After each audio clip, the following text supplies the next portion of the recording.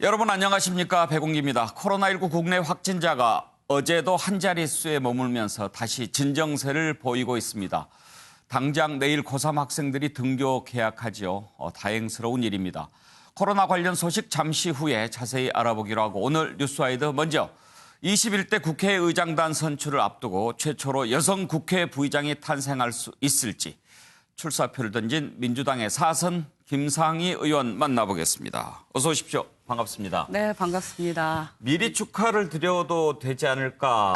왜냐하면 네네. 지금 국회 부의장 일단 등록이 내일까지죠. 예, 내일까지인데요. 아직 등록 안 하셨죠? 저는 오전에 등록했습니다. 오전에 등록하셨어요? 네네. 예, 예. 상황을 좀 지켜보고 하시죠. 근데 어차피 등록을 할 거기 때문에요. 예. 그냥 했습니다. 네. 당초에는 이제 국회의장단 네. 지금 이제 부의장 등록하셨으니까 부의장단에 우리 김상희 의원하고 네. 그다음에 변재일 의원, 네네.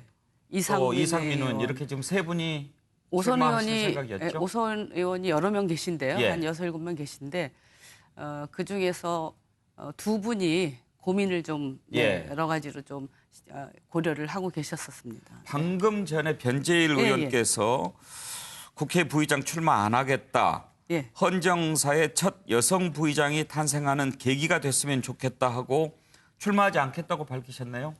네, 저도 여기 오는 예. 그 차 속에서 이 소식을 접했고요. 전화 안 받으셨어요? 사실은 한 1시간 전에 잠깐 뵙기는 했습니다. 예. 뵙기는 했는데 그때 말씀을 주신 말씀이 제가 보기에는 이런 그 결단을 하실 거라는 생각은 좀 했습니다. 예. 그런데 오다가 보니까 벌써 언론에 이렇게 떴더라고요. 그래서 정말 너무 감사하죠. 네. 그래요. 이제 또 이상민 의원 또 훌륭하신 분인데 한번 또 지켜봐야 되겠습니다만 네. 지금 우리 정치사에 헌정사에 국회 부의장 여성이 한 분도 안 계셨어요. 정당 대표는 여성이 그렇죠. 여러 분 네네. 계셨는데 네네. 왜 그랬을까요? 일단은 지금 저희가 헌정 73년입니다. 예. 헌정사 한 번도 없었는데요. 가장 중요한 이유는 국회의장단은 최다선 의원을 이렇게 선출하는 예. 이제 관행이 이제 굳어져 있었고 그래서 다선 의원이 그렇게 많지가 않았어요. 그리고 다선 의원 중에서 합의도 하지만 또 이렇게 내부 경선을 통해서 예. 이제 후보 추천을 정당에서 했는데 저희들도 몇 번 그 도전을 했었어요. 우리 이매경 의원님이 2번 도전하시고 작년에는 이제 조배숙 의원님도 도전하셨는데 좀 실패했습니다. 예. 네, 그래서 일단은 다른 그 남성 의원에 비해서 다선 의원 수가 작다고 하는 게 있고요. 네. 그리고 가장 중요한 것은 여성 의원의 비율이 그렇죠. 네, 지금 이번에 21대가 19%인데요. 예. 16대 때 처음으로 5%를 넘겼습니다. 예. 그러니까 아무래도 남성 의원들의 뭐 항맥이라든가 예. 여러 가지 그 네트워크라든가 그런 부분에서 여성들이 불리할 수밖에 없었죠. 그렇죠. 네. 그나마 이제 비례대표에 반드시 네. 30% 여성 공천하도록 돼 있으니까 올해 이번 21대 총선도 지역구가 29명, 비례가 28명 해서 57명이죠. 네, 50줄 딱 19%입니다. 예. 네. 그 전에 지난번 20대 총선도 53. 최초로 네네. 가장 많은 숫자 뭐 네, 50 몇 명 54명. 나왔는데 네. 그 전에는요. 제가 네네. 찾아보니까 북한하고 같더라고요. 네. 109개 나라 중에서 190개 나라에서 111인가 했어요. 북한하고 같더라고요. 근데 지금도 여성 의원 비율은 우리 그 전체적으로 보면 의원 연맹으로 이렇게 통계를 보면 최하위에 예. 있습니다. 그래서 그리고 또 여성 의장 부의장이나 의장단도 전 세계 의장의 저 성별을 보면 여성이 한 20% 차지하고요. 예. 부의장은 한 25% 차지합니다. 현재. 근데 이제 우리는 그게 이제 지금까지 한 번도 없었던 거죠. 네. 뭐 여성 총리도 나왔으니까 여성 네. 국회 부의장 나올 때가 됐다라고 볼 수 있지만 아직 네. 또 출마 의사를 밝힌 분이 계시고 네. 등록이 아직 안 끝났고 경선할 수도 있는데 제가 너무 편드는 발언하면 곤란하니까 편드는 발언 하셔도 괜찮습니다. 네. 국회 부의장을 해야 되겠다라고 결심하신 가장 큰 이유는 뭡니까? 지금 말씀드렸다시피 우리 헌정사에 여성이 한 번도 의장단이라는 게 이제 의회의 대표 아니겠습니까? 대표단에 포함되지 않았다고 하는 것은 굉장히 우리나라의 지금 현재 정치, 경제, 사회 수준으로 볼 때 굉장히 어떻게 보면 부끄러운 일이라고 생각합니다. 그래서 이번에는 꼭 여성의 대표성을 확보할 필요가 있다고 생각을 했고요. 그리고 가장 중요한 게 정치라고 하는 것이 남성의 영역이라고 하는 그런 어떤 문화라든가 의식이 있습니다. 그런데 여성이 대표단에 들어가게 되면 정치에 있어서도 남성과 여성이 함께 어깨를 나란히 하면서 함께 이끌어 간다라고 하는 그 상징이 있습니다. 그 상징이 굉장히 중요하고 그 상징이 우리 사회를 성평등 사회로 가게끔 하는 그런 어떤 촉진제가 될 수 있고 또 자라나는 세대들에게는 새로운 롤모델이 되고요. 그리고 무엇보다도 저는 이제 중요한 부분이 여성의 그런 리더십, 대화와 타협, 그리고 소통이 남성보다는 여성들이 더 강점이 있는 부분입니다. 그 리더십을 국회에서 새로운 여성적 리더십을 발휘함으로써 알겠습니다. 국회에 지금 아주 정말 대화가 안 되고 소통이 안 되고 협치가 안 되는 이 문화를 좀 바꿀 수 있는 그런 또 계기도 될 수 있다. 그렇게 생각을 해서 사명감을 가지고 이번에 도전을 하게 됐습니다. 상징성, 주로 이제 가치 부분을 많이 얘기하셨는데 실제로 여성 국회 부의장이 되면 어떤 게 좀 달라질 것 같습니까?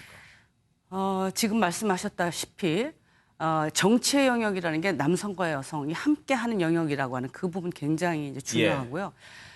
지금 이제 의장단의 역할을 지금까지 보면 사실은 국회가 굉장히 항상 파행과 정말 어려움의 연속입니다. 협치가 안 되는데 의장단이 정치력을 발휘를 해야 됩니다. 그런데 지금까지는 의장단 하셨던 우리 선배 의원님들께 죄송하지만 의전, 의장 주로 이제 의정과 외교와 그리고 또 각 정당에서 합의해 오는 것을 그대로 그냥 국회에서 이렇게 진행을 시키는 정도의 역할밖에 못했거든요.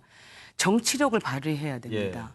그래서 이 의장단이 정말 국회를 정치의 공간으로 만들 수 있는 이 리더십을 의장단이 발휘를 해야 되는데 저는 제가 이제 의장은 아니지만 의장님을 모시고 의장단이 정치력을 발휘해서 국회 협치 그리고 대화와 소통의 문화 그리고 이 민주주의의 진전을 이루는데 저희의 그런 이런 여성적 리더십이랄까요? 이런 부분들이 보태짐으로 해서 저는 큰 발전이 있을 거라고 생각합니다. 알겠습니다. 20대 국회 보니까 정치력도 중요하지만 체력도 중요하겠던데요. 원구성 협상이 이제 남아있지 않습니까? 그런데 지금 여러 가지 야당에서는 구체적인 요구를 하지는 않고 있겠지만 워낙 거대 여당이 되다 보니까 상임위원장 배분이라든지 또 여러 가지 원구성에 조금 걱정들을 많이 하는 것 같습니다. 어떻게 협상하는 게 좋겠다는 생각이십니까? 저는 1차적으로 우리 당이 이번에 총선에서 정말 우리 국민들께서 지금 아낌없이 주셨습니다. 신뢰를.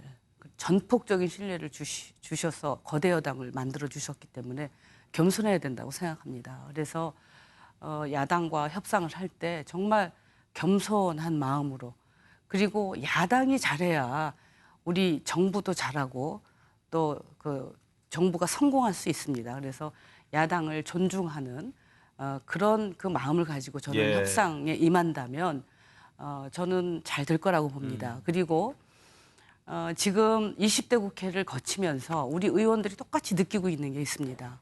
20대 국회는 식물 국회와 동물 국회가 계속 반복되는 정말 참담한 국회였습니다. 그래서 성적표도 제일 나빴습니다.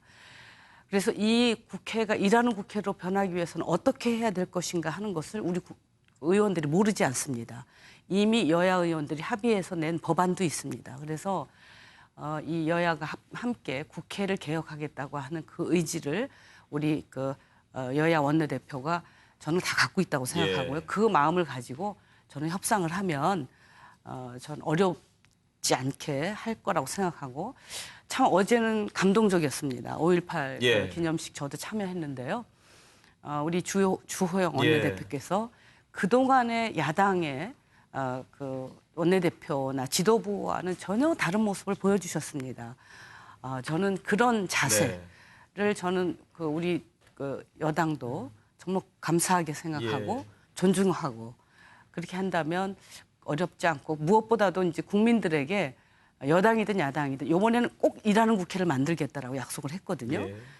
그렇기 때문에 국회를 개혁한다고 하는 이 같은 의지를 가지고 협상을 한다면 예.